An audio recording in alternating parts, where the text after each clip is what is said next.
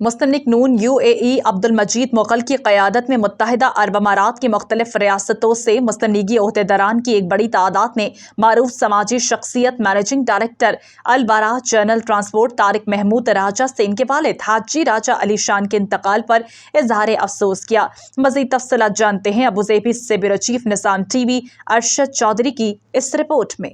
Model steel آؤ ایک مضبوط گھر بناتے ہیں۔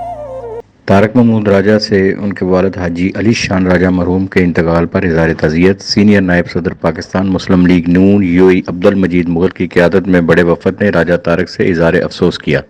ابوظہبی سے خورشید اکبر چیمہ کی خصوصی شرکت اور مرحوم راجہ علی شان کی مغفرت کے لیے فاتحہ خوانی۔ گزشتہ روز سینئر نائب صدر پاکستان مسلم لیگ نون UAE عبد المجید مغل کی قیادت میں متحدہ عرب امارات کی مختلف ریاستوں سے مسلم لیگی عہدیداران کی ایک بڑی تعداد نے معروف سماجی شخصیت مینیجنگ ڈائریکٹر البراہ جنرل ٹرانسپورٹ طارق محمود راجہ سے ان کے والد حاجی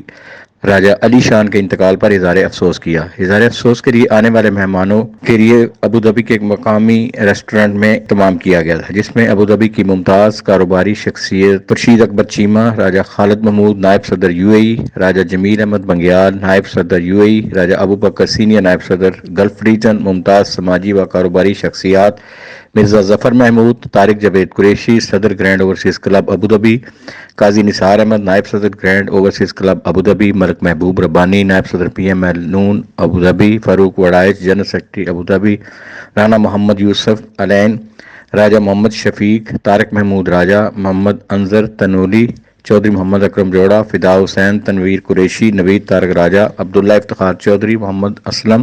ابرار احمد سمیت پاکستانی کمیونٹی کی ممتاز سماجی و کاروباری شخصیات کی بڑی تعداد نے فاتحہ خوانی میں شرکت کی